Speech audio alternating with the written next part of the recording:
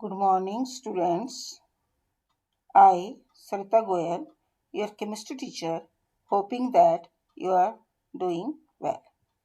Today, I am going to discuss with you the types of chemical reactions, corrosion, reactivity from chapter 1 of your NCERT book.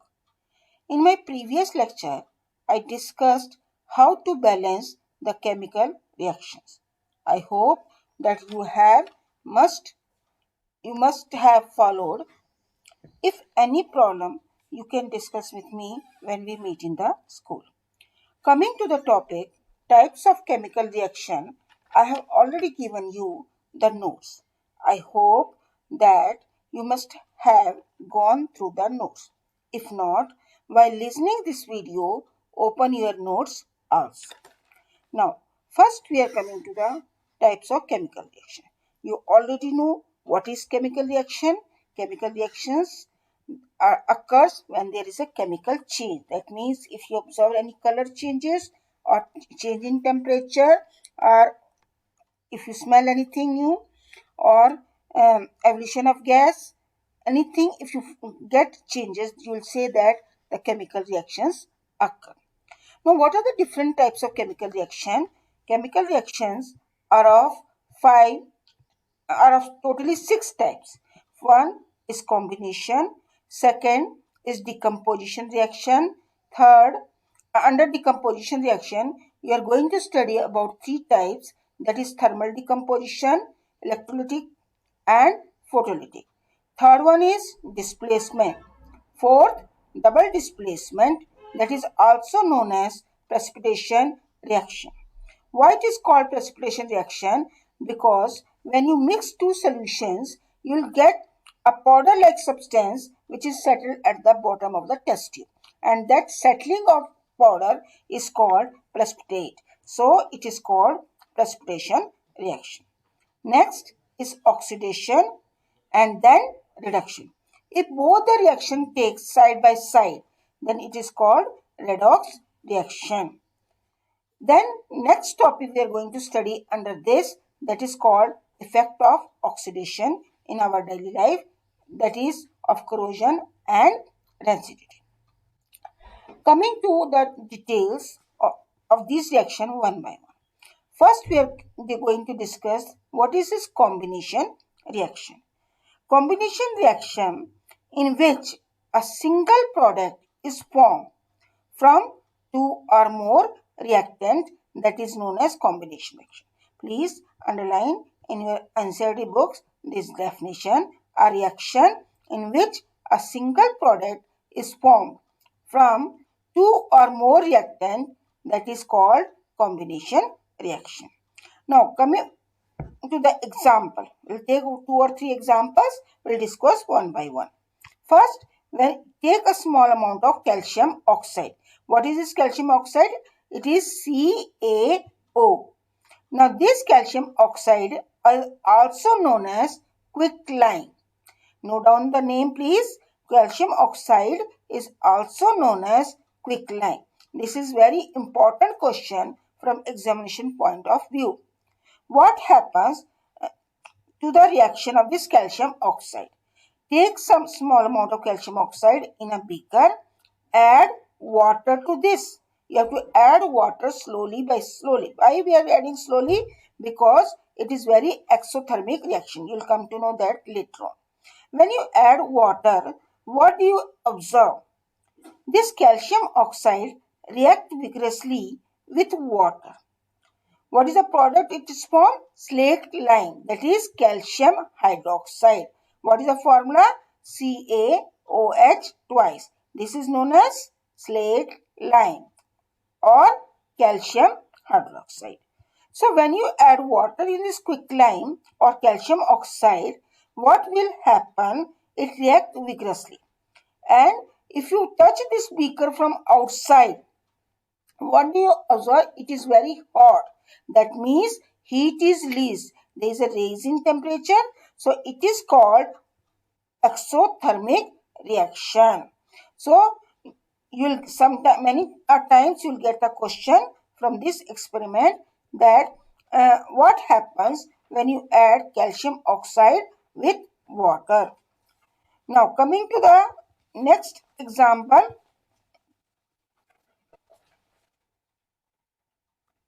Next part, you know, you must be knowing that this calcium oxide is used as used for whitewashing walls. This calcium oxide is used for whitewashing walls. Now, when we put this calcium oxide in the water, it becomes calcium hydroxide. So we are using this calcium hydroxide in the walls. But normally the question will come, name the substance which is used for whitewashing. And student always write calcium hydroxide. No, it is calcium oxide, quicklime, used for whitewashing.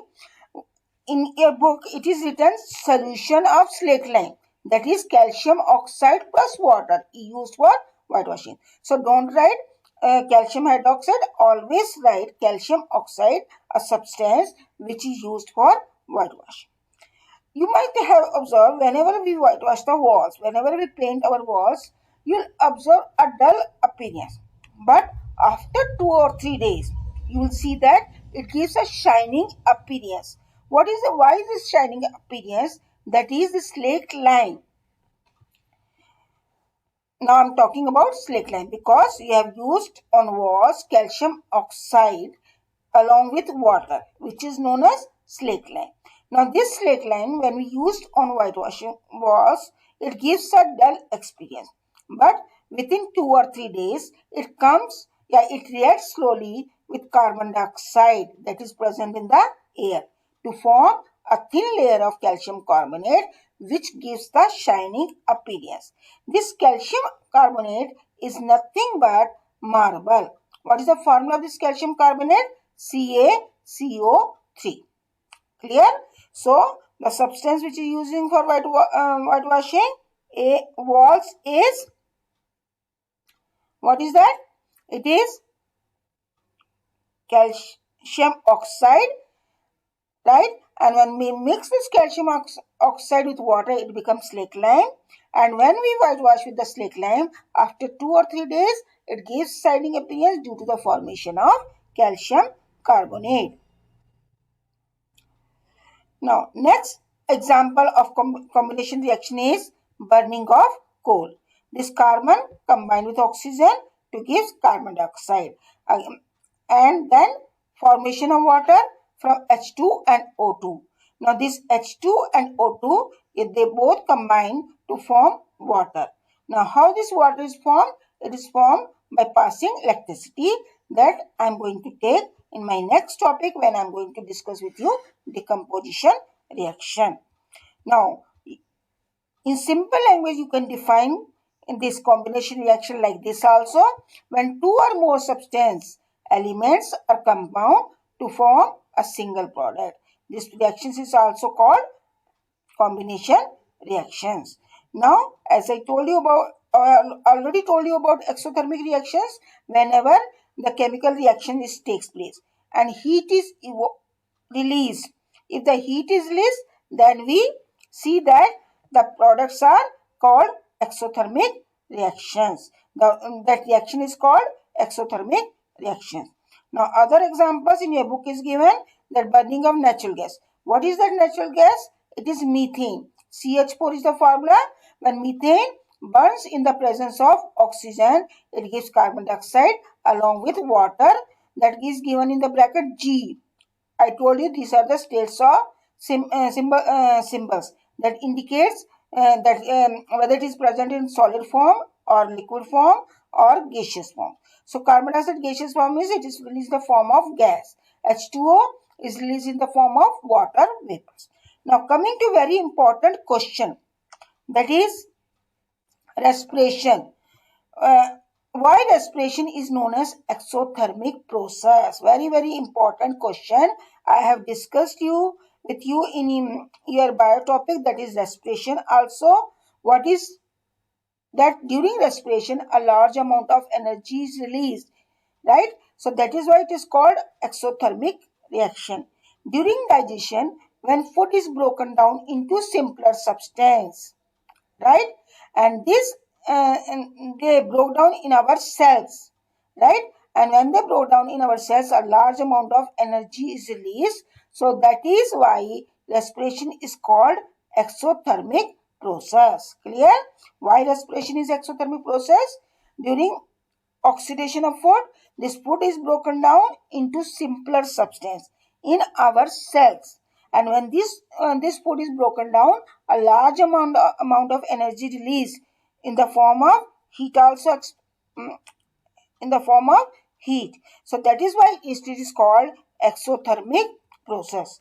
Next example is the decomposition of vegetable matter into compost. You know what is compost? It is manure. So how manure is formed? We'll dig a pit and we put all the vegetable matter into that pit and cover it. After few days, it decomposes. When it decomposes, it releases energy. So that is why it is called an exothermic reaction. Have you followed? This is all about combination reaction. Now coming to the next reaction, decomposition. Decomposition means breaking down, right? So how you will define this reaction?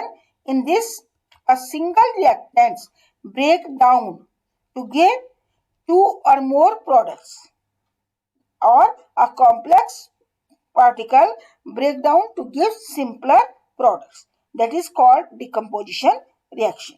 Now first we'll take the example of ferrous sulfate. This question I have given in your assignment also. Now you have to take 2 gram of ferrous sulfate in a dry boiling tube. You can see the diagram. This test tube is there and this girl has taken ferrous sulfate in that test tube. Now while heating, when as soon as you are heating, what do you observe? You observe that this ferrous sulfate, which is green in color, right? This ferrous sulfate which is green in color, actually the ferrous sulfate which you have taken in the test tube is in the crystal form.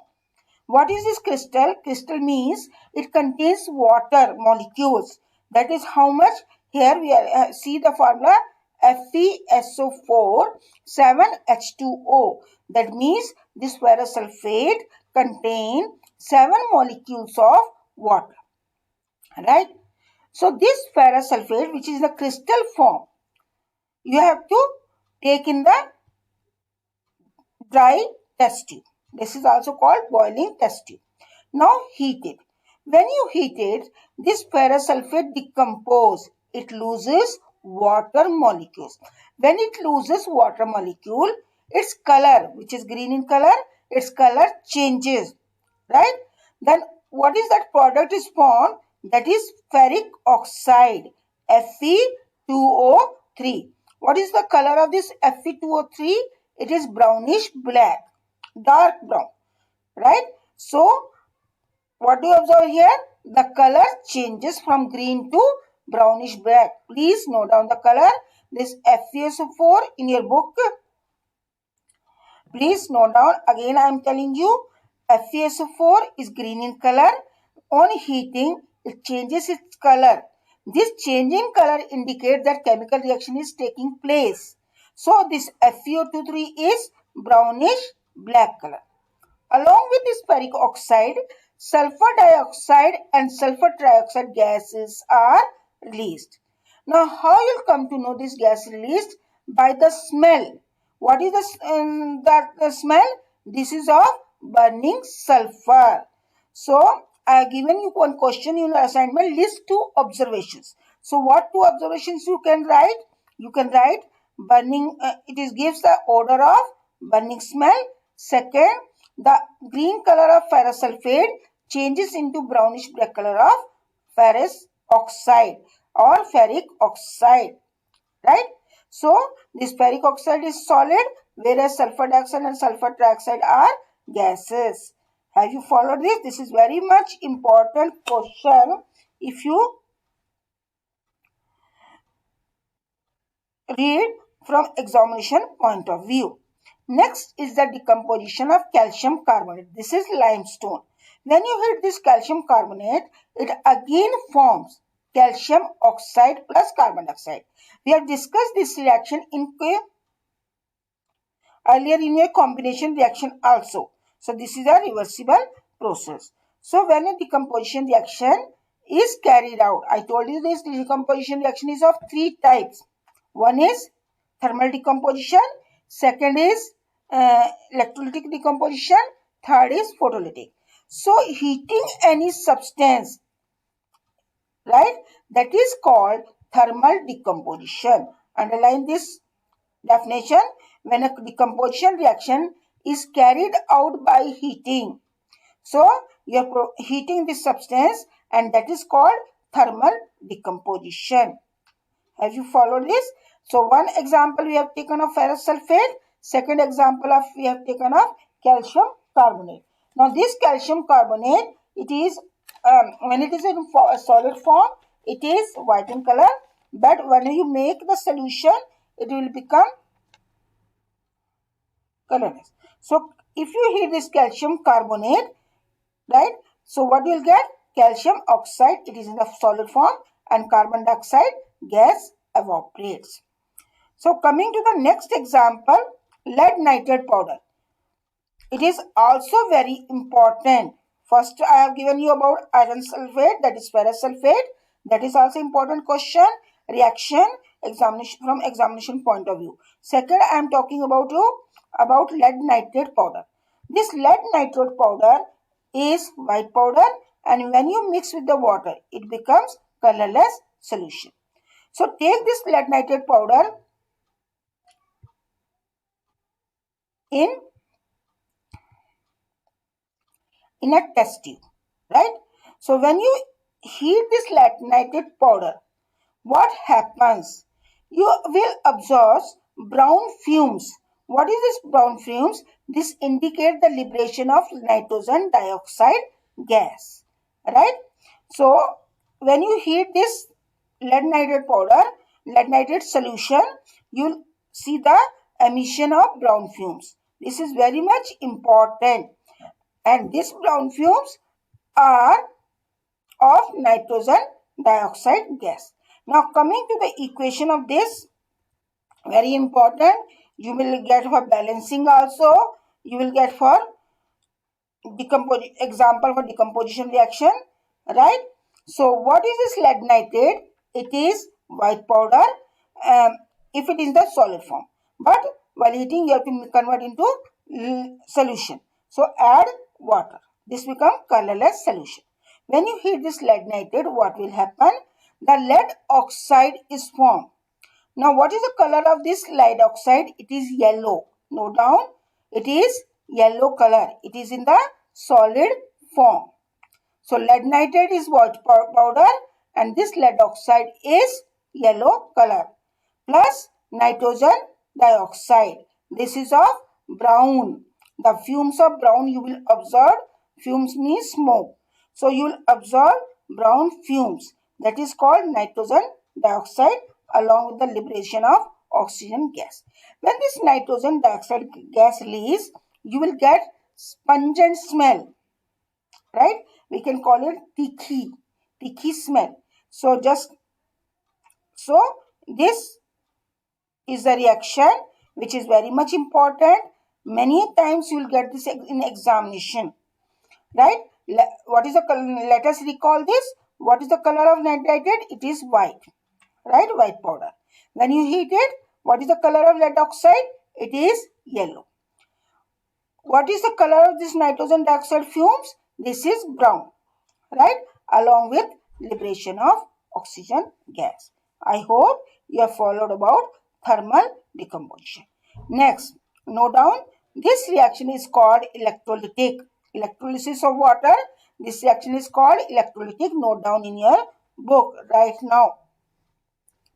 Whenever you are listening my notes, my explanation, please open your book also. You can write along with me. That is why I have taken the pages from NCERT book for reading. Right? Now, how will do this electrolysis of water? You have to take a beaker. You have to put water. You have to fit 2 electrodes. these black colored carbon graphite rod, these are known as electrodes, fixed with the rubber stopper and connect with the battery. Now take two test tubes, fill with the water, right? Completely fill with the water and invert on these electrodes. I am speaking again, that I am repeating, that take a mug. You have to take a mug. You have to do two holes. You have to fix two electrodes with the rubber stopper, right? It should be tightly fixed. Right, now connect with these electrodes with the battery, right? One electrode acts as the anode and another one acts as the cathode, right? Now take two test tubes, fill with the water and invert it on the electrodes. Fill this beaker, this mug, half with the water so that test tubes are more than half is immersed, right? So again I am taking reading from here. Take a plastic mug, drill two holes at its base, fit with rubber stoppers, right? Now insert carbon electrodes in this rubber stopper. Connect these electrons to a 6-volt battery. Fill the mug with water such that the electrodes are immersed. That is very much important. When you fill the mug with water, these electrodes are immersed. That is completely in the water. Now add a few drops of dilute sulfuric acid. Why we are adding this dilute sulfuric acid into this water? Because we know that water is good conductor, but if you add dilute sulfuric acid to the water, its conductivity increases. It becomes very good conductor. Electricity flows very fast, right? Due to the release of H plus ions that we'll discuss in our next coming chapter, right? Now you have to take two test tubes. You have to fill with the water and you have to invert on these electrodes. Now switch on the current. When you switch on the current, when you switch on the plug, what you will observe? You will observe the bubble of gases like this. You can see in the diagram, these are the bubbles of the gases. So when you invert this test tube, when you switch on the current, you will find the bubbles of gases. Can you think what this gas would be? You know, water is made up of hydrogen and oxygen. So naturally when we heat the water, what will happen? The hydrogen and oxygen gas is released, right? Now question is this, in which test tube you have hydrogen and which test tube you have oxygen? You know that while the formation of water, what you will see, that coming to the equation,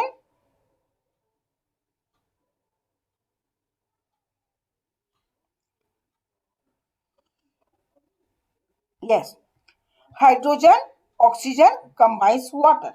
When you decompose its water, what you will again get? Hydrogen and oxygen. Thus, what you can say from this? That combination and decompositions are opposite reaction. Very important question. It is given in your NCERT exercise. Explain with the help of an example that combination and decomposition reactions are opposite to each other. So you can take the example of water and you can explain this. How will explain? That hydrogen combines with oxygen to form water. Now when you decompose this water, what happens on passing electricity? What happens? This water breaks down into hydrogen and oxygen.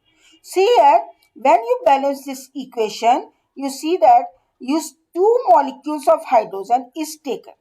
Two molecules, I am giving stress to this point, two molecules of hydrogen is taken along with one molecule of oxygen. That is, hydrogen is twice than oxygen. Clear? Hydrogen is twice of the oxygen to form two molecules of water. Clear? Now coming to the decomposition.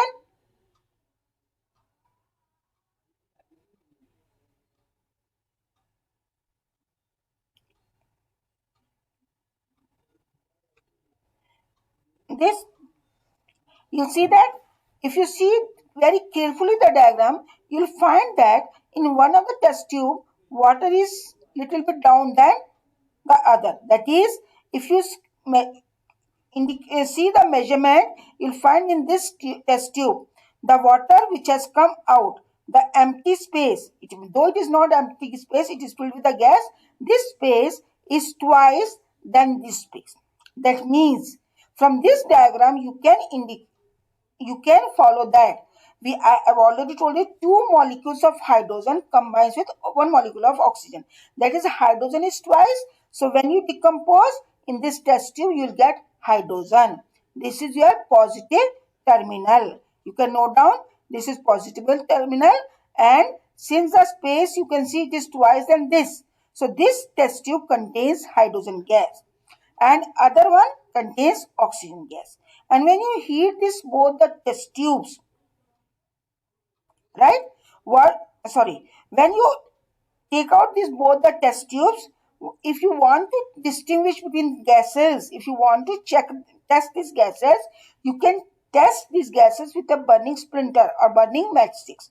If you bring the burning matchstick near this test tube, what you will hear, you will hear a pop sound, right? Like you will hear this type of sound that is called pop sound, that indicate the presence of hydrogen gas. And when you bring the burning matchstick near this test tube, it burns with a flame because oxygen helps in burning. I hope you have followed this electrolytic decomposition. Next is photolytic decomposition. What about this photolytic decomposition?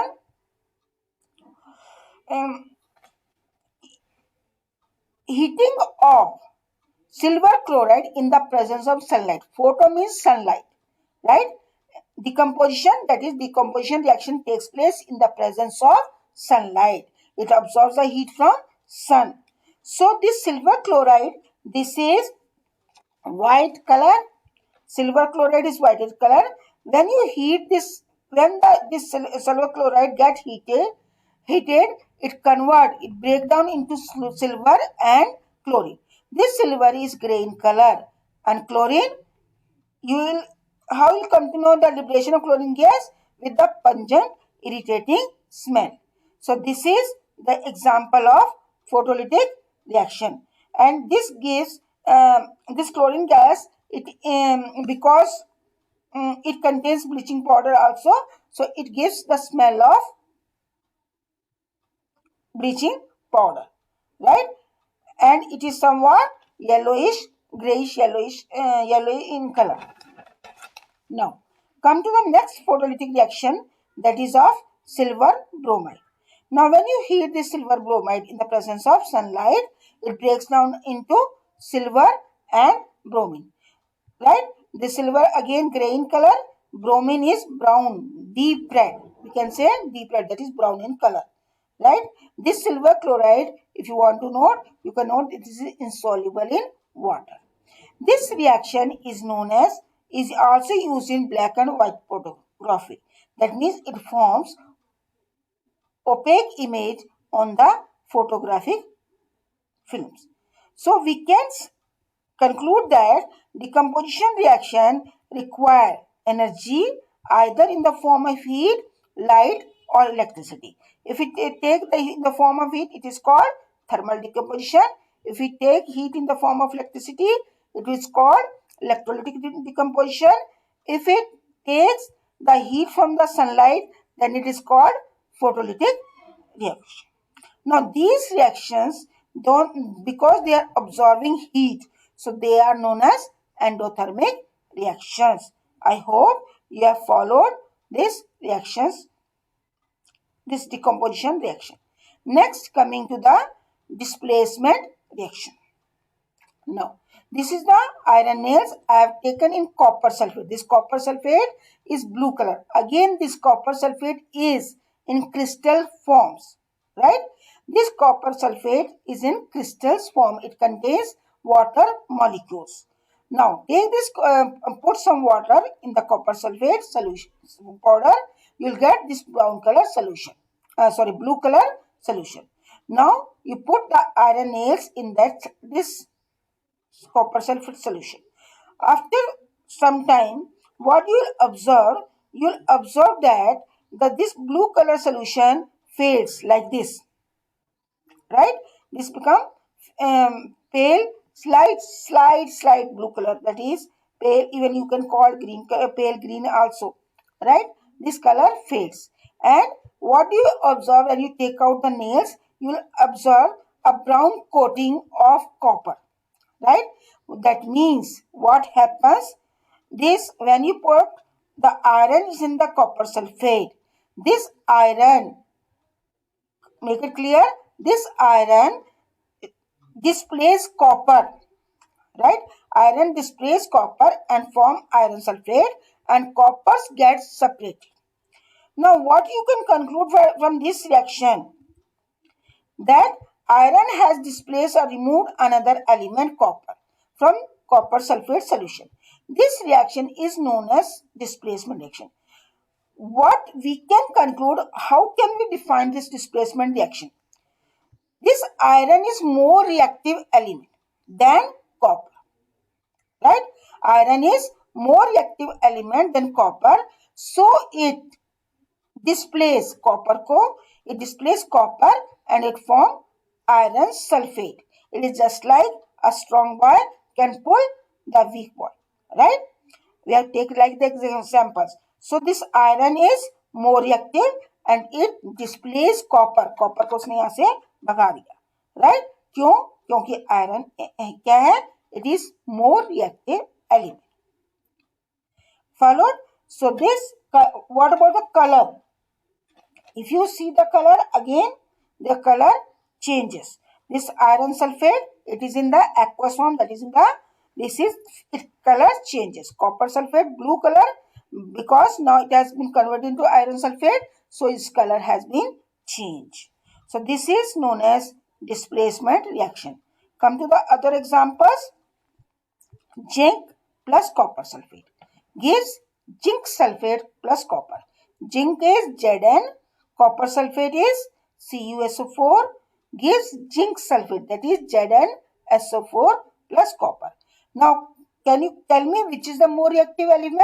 Yes, it is zinc. Zinc is more reactive than copper.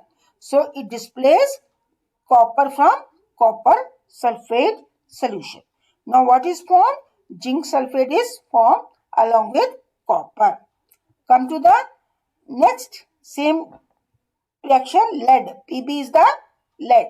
Note down, Pb is the lead. CuCl2 copper chloride. Right? When you put lead in copper chloride solution, what we will get? Lead chloride. Can you tell me which is more reactive element, copper or lead? It is lead, because lead has displaced copper. So lead chloride is formed, copper get separated. So these are the example of displacement reaction. Clear? A more reactive element, you can write down the definition of displacement reaction. In this reaction, a more reactive element displays less reactive element. I am repeating. In this type of reaction, in displacement reaction, a more reactive element remove less reactive element. That is called displacement reaction. Right? If you get, suppose if you are getting the reaction that is iron sulfate plus copper, you have to put copper in iron sulfate. Then what will happen? Can you think of it? The reaction is not possible because copper is less reactive. It cannot replace. Right? Followed or not? Suppose, again I am repeating this. I'll try to write. If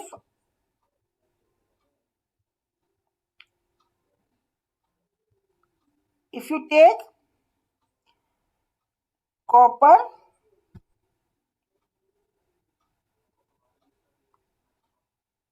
in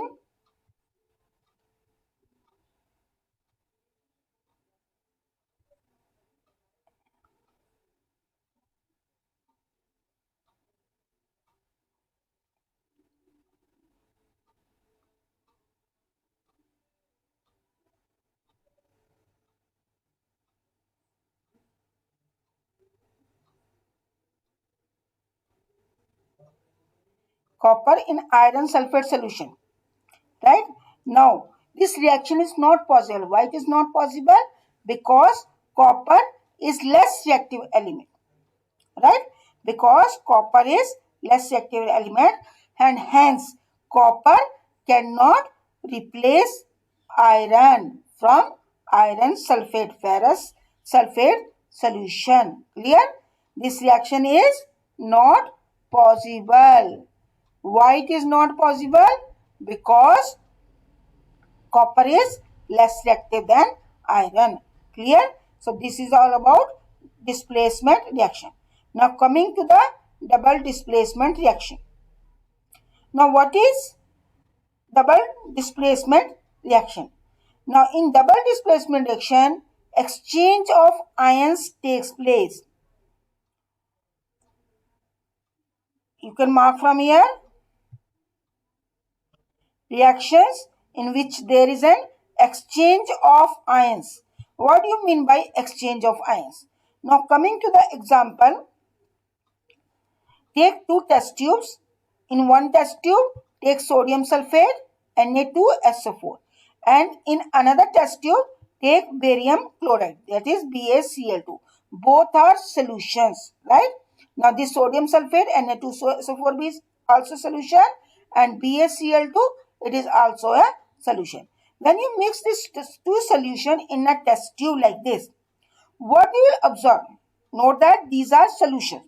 When you mix this, one you will get in the solid form and another you will get in the aqueous form, that is in the liquid form, right? Why we call aqueous? Because this liquid have concentration, more concentration than water, right? So when you mix these two solutions, what you will get? You will get barium sulfate and sodium chloride. You know that this sodium chloride is water soluble namak, salt, right? Now barium sulfate you will get in the powder form. This is in the solid form. So you will get two layers. One is of solid and one another is of aqueous form. This aqueous form is of sodium chloride and this solid form is of barium sulfate. Now this solid form of barium sulfate is called precipitate. It is called precipitate and you can write here an arrow mark like this. This invert arrow mark, this shows the formation of precipitate. Whenever if you are writing arrow mark like this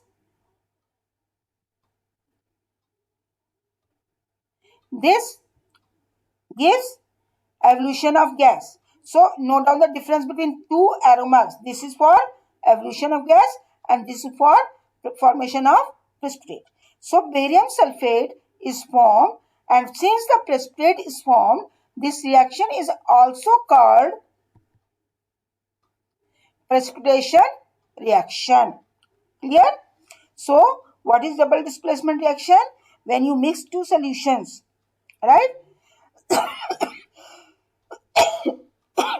That means they exchange their ions.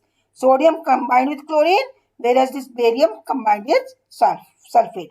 So whenever there is an exchange of ions, that is called double displacement reaction. Here, the double displacement is going on. Sodium is displacing chlorine, barium, and barium is displacing chlorine. So they are replacing each other. So there is double displacement. So this reaction is called double displacement reaction. Definition is whenever there is an exchange of ions, we call it as double displacement reaction and it is called precipitation reaction also. Why it is called precipitation reaction? Because this precipitate of barium sulfate is formed. Clear? So this is all about double displacement reaction. Next is oxidation and reduction. These are two reactions, right? And they can take separately also. They can take in same equation, both of them. And if both of them are occur together, we call it as redox reaction. Now here you have to follow this explanation properly. This is also very important. Now how you will get the question in your exam? You will be given an equation. Suppose I have given you this equation. CuO plus H2 gives Cu plus H2O, right? So you have to identify here four elements. That is, you have to identify oxidizing agent, reducing agent, then substance oxidized and substance reduced. So four questions you are getting from this equation. That is very much important. Any equation you will get, and you have to identify the oxidizing agent, reducing agent, substance reduced and substance oxidized. So how we'll do that? What is, first we are coming to the definition. What is oxidation reaction? Addition, as the name indicates, the addition of oxygen. If there is an addition of oxygen, then it is called, or removal of hydrogen, that is called oxidation reaction. And reduction means whenever there is an addition of hydrogen and removal of oxygen, then we call it as reduction. I am repeating. In oxidation reaction, addition of oxygen, removal of hydrogen. Clear? In reduction, addition of hydrogen and removal of oxygen. So this is oxidation and reduction. If in the same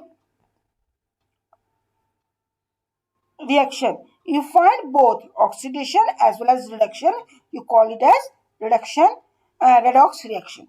Now coming to the example of copper plus oxygen, it gives copper oxide. So what will happen? This oxygen combined with copper, right? This oxygen combined with copper. So here copper oxide is formed. So here addition of oxygen takes place. So this is an example of oxidation reaction. Now coming to this reaction, copper oxide, take copper oxide mixed with hydrogen gas, right? So this copper oxide, which is black coating, right? This copper oxide, it is black in color. You know that? You have seen copper vessels in your temples. After some times you will find that they are black in color. Copper actual color is brown. But when you keep there, when you put water, when you keep open in the air, what happens? This get coated with the oxygen layer, that is called copper oxide, and the color changes, that is brown changes into black. This property is called corrosion, which I will discuss right now after this oxidation and reduction. So when you heat this copper oxide in the presence of hydrogen, what you will get? You will get copper plus hydrogen. That means this black color of copper oxide changes into brown color of copper, right? So what is that? Now again, this is, of course, this is a chemical reaction, right? This is the example of corrosion also. The above one is example of corrosion. Now you have removed that black color, right, by heating in the presence of hydrogen. Now what is my question? We are discussing about oxygen reduction. So we are going to take that things. Now come here, you'll see an oxidation and reaction. Now how you'll identify the substance oxidized, the substance reduced, and the substance and the oxidizing agent and the reduction agent. You have to find out four elements from here. Clear? Four questions. You will be getting four questions. What are those four questions? The name the substance which is oxidized, name the substance which is reduced, and oxidizing agent and reducing agent. Right? So how you will find out? It is very easy. See here, this copper oxide.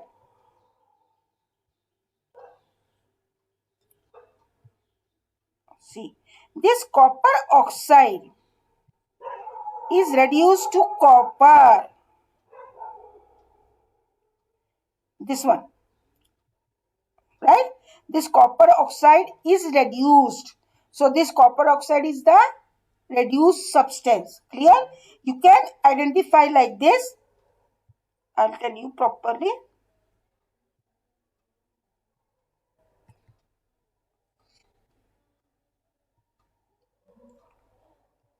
Now, this copper oxide is reduced. See here, there is no oxygen. That means it has oxygen is reduced. So this copper oxide is called reducing the substance reduced. It is not reducing agent, the substance reduced, right? And here you see that addition of oxygen. So this substance oxidized. You have to write everything from the reactant, not from the products. Make it clear. The students write from the products also. That is wrong. Don't take anything from the products. You have to identify from reactant only. So name the substance reduced, that is copper oxide. Name the substance that is oxidized, that is hydrogen. Now which element has reduced this? Hydrogen. So hydrogen is the reducing agent. Clear? Hydrogen is the reducing agent and copper oxide is the oxidizing agent. Clear? The substance reduced is copper oxide. The substance oxidized is the hydrogen. And now this reducing agent and oxidizing agent is opposite of that. So hydrogen, with the substance which is oxidized, is the reducing agent. The copper oxide which is reduced is the oxidizing agent. And this reaction is known as oxidation and this reaction is known as reduction. So these are called redox reaction. Now coming to the next example, zinc oxide plus carbon gives zinc and carbon monoxide. Zinc oxide ZNO, C is for carbon, Zn for zinc and CO is carbon monoxide. Now see here again. This zinc oxide is reduced to zinc. So this is the substance which get reduced, right? And this is oxidizing agent. Now carbon is addition of oxygen. So it is the substance which is oxidized and it is the reducing agent because carbon has reduced zinc oxide to zinc. Now coming to the next example, MnO2 for HCl. MnO2 manganese oxide, HCl is hydrochloric acid, MnCl2 is manganese chloride, H2O is water and Cl2 is chlorine. Now here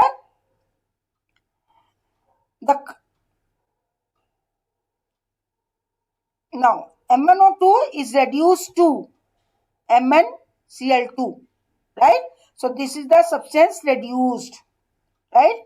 HCl, addition of oxidized, so it is oxidized. Now which is reducing agent? HCl is the reducing agent and MnO2 is the oxidizing agent. Any problem? ठीक है? The substance which is here, a substance MnO2 is reduced to MnCl2 and HCl is oxidized to Cl2. So HCl is known as reducing agent and MnO2 is known as oxidizing agent. So if a substance gains oxygen and loses hydrogen during a reaction, it is oxidized. If a substance loses oxygen or gain hydrogen, it is reduced. I hope you have followed all the types of oxidation and reduction reaction. These are all about the types of reaction. Now this oxidation of substance have the effects of our reactions in our everyday life. First is corrosion. You have already heard about rusting. Rusting, what is that? Formation of rust on the object in the presence of oxygen and water. Same thing we can say here, if the metal, when a metal is attacked by substance, right, in like moisture and carbon dioxide or oxygen, it is said to be corrode, right? And this process is called corrosion.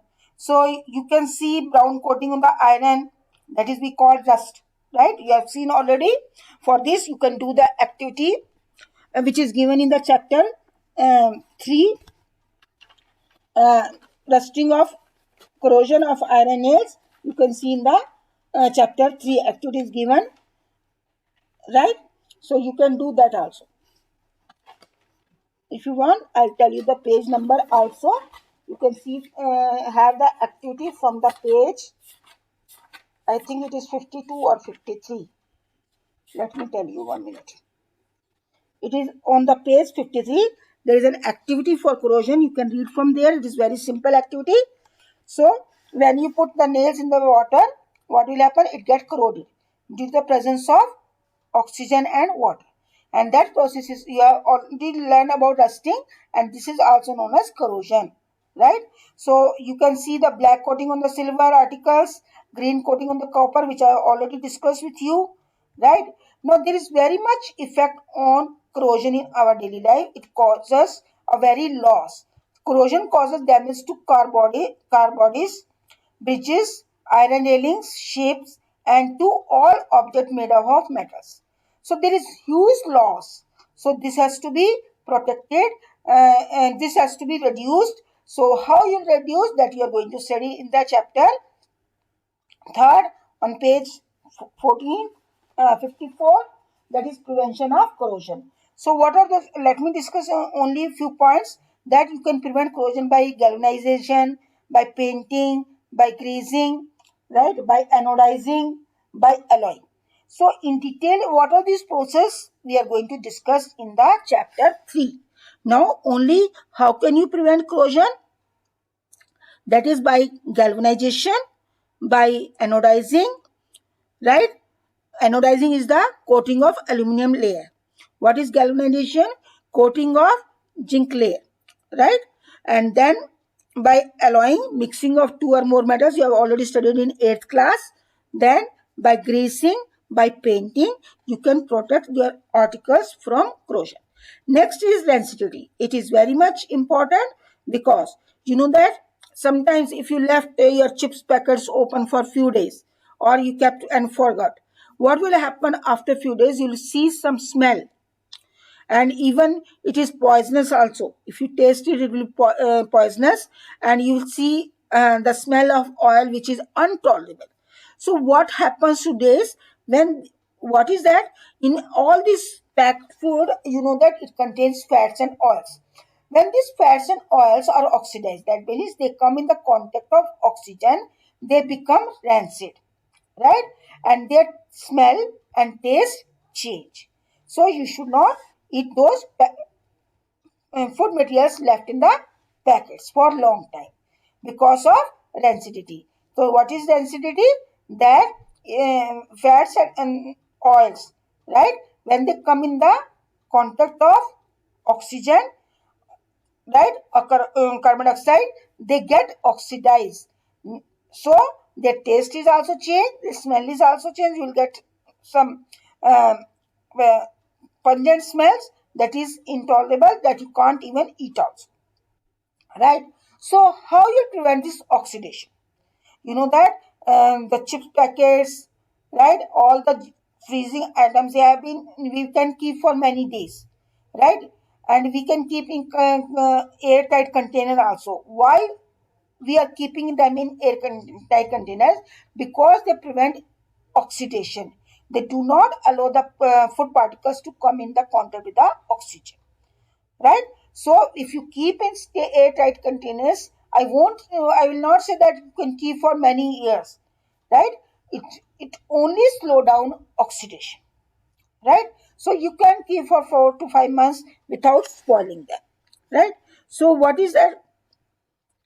You know that which gas is present in your bag, flush bag of these chips?